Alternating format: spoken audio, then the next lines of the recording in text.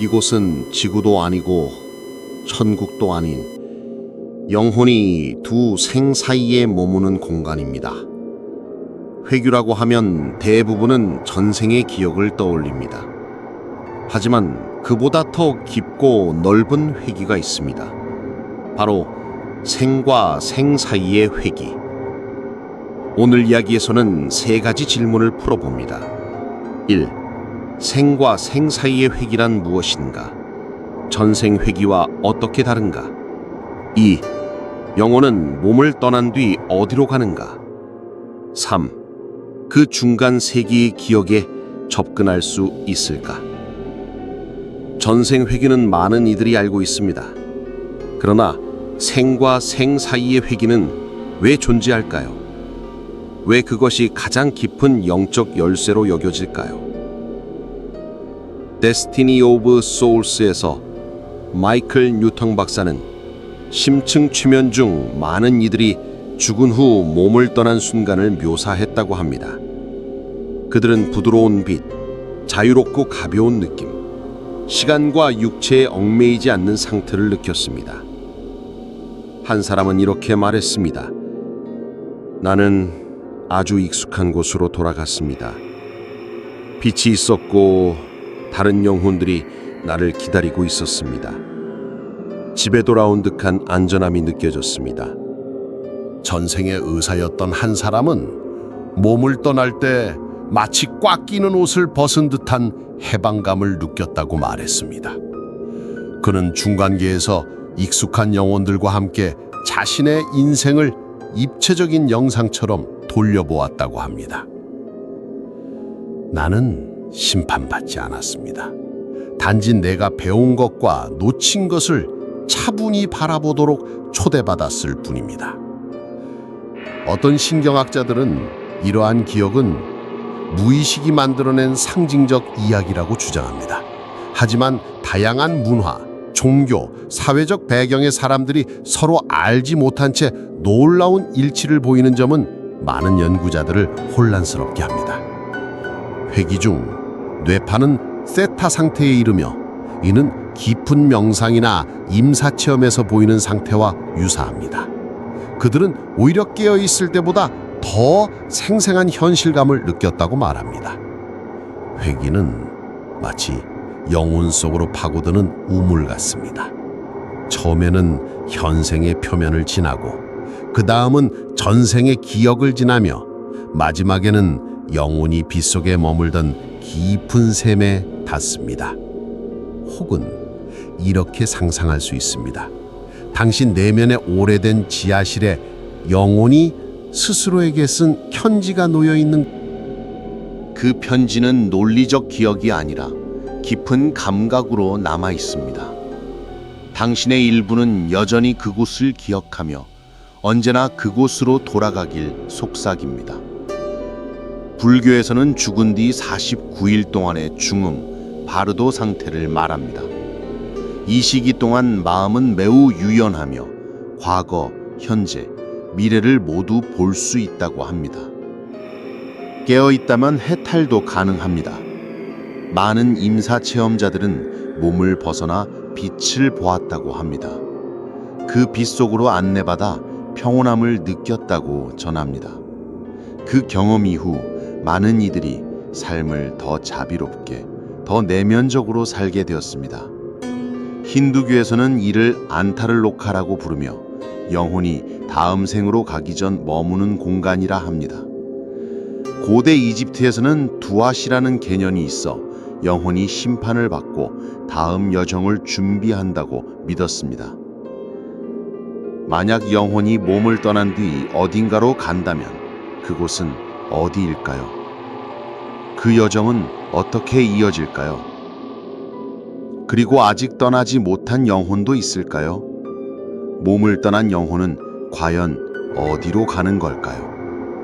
죽은 직후 무엇이 일어날까요? 영혼은 즉시 몸을 떠날까요? 하늘로 날아오르는 것일까요? 그리고 그 후 어디로 갈까요? 모두가 빛으로 가는 걸까요? 아니면 중간계에 머무는 영혼도 있을까요? 데스티니 오브 소울즈에서 마이클 뉴턴 박사는 많은 이들이 심장이 멈춘 직후 몇 초 안에 몸을 떠났다고 묘사합니다. 한 사람은 이렇게 말했습니다. 나는 몸 위로 떠올라 의사들이 나를 소생시키는 걸 봤습니다. 하지만 이미 떠났다는 걸 알고 있었습니다. 그들은 빛과 말 없이도 이해되는 익숙한 영혼 안내자의 존재를 느꼈습니다. 83세의 한 노인은 회기 중 천장에서 아들을 껴안고 싶지만 닿지 못했던 순간을 떠올리며 오열했습니다.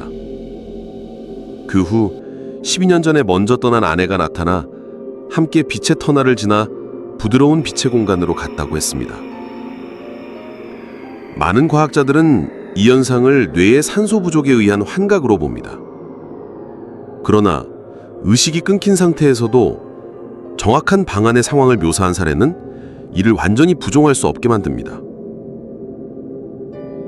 영혼은 마치 빌린 차를 반납하는 손님과 같습니다. 차를 두고 떠나지만 영혼은 사라지지 않고 다음 여정을 준비합니다. 어떤 이는 차를 반납하자마자 떠나고 어떤 이는 차고를 한참 맴돕니다. 혹은 공항에 환승 라운지를 상상해 보세요. 영혼은 거기서 안내 영혼과 만나고 길을 몰라 방황하는 영혼도 있습니다. 불교에서는 죽은 뒤 중음, 바로도 상태를 거친다고 합니다.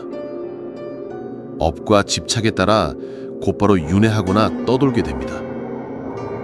많은 이들은 죽은 이를 향한 냄새, 소리, 꿈을 통해 그들의 존재를 느낍니다. 한 여성은 남편이 교통사고로 죽은 뒤 매일 밤 그가 식탁에 앉아있는 꿈을 꾸었습니다. 그의 체취와 온기까지 느꼈다고 합니다. 49일 기도를 마친 뒤 그 꿈은 사라졌습니다. 티베트 전통에서는 영혼의 길 안내가 중요합니다. 베트남 문화에서도 길에 돌아오는 혼을 맞이하며 영혼이 여전히 집 주변에 머무른다고 믿습니다. 만약 당신이 죽는 순간 너무 많은 미련을 남긴다면 과연 완전히 떠날 수 있을까요? 무엇이 당신을 붙잡고 있을까요? 만약 우리가 생전에 중간계의 기억을 되찾을 수 있다면 어떨까요? 혹은 우리가 태어나기 전 머물렀던 곳을 다시 느낄 수 있다면 어떨까요? Journey of Souls에서 한 여성은 죽음 후 형체 없는 하지만 친숙한 공간에 있었다고 말했습니다. 그곳에서 동료 영혼들과 만나 무한한 평화와 자유를 느꼈습니다. 그녀는 이렇게 말했습니다. 이 기억은 머리로 오는 것이 아니라 영혼 깊은 곳의 그리움에서 옵니다. 또 다른 사례는 한 엔지니어 남성이었습니다. 그는 원래 영적인 것을 믿지 않았습니다. 하지만 죽은 뒤 빛으로 된 도서관 같은 공간에 들어갔다고 말했습니다. 그곳에서 그는 환생 계획과 영혼의 학습 목록을 보았다고 했습니다. 처음에는 의심했지만 회귀를 경험한 뒤 그는 이렇게 말했습니다. 더 이상 죽음이 두렵지 않습니다. 말로 표현할 수 없는 더 좋은 곳에 있었다는 걸 압니다. 신경학자들은 이러한 체험을 상상이나 변형된 뇌 활동의 산물로 봅니다. 그들은 최면 중 뇌가 테타 상태에 들어가면 무의식의 욕구를 충족시키기 위해 이야기를 창조한다고 주장합니다.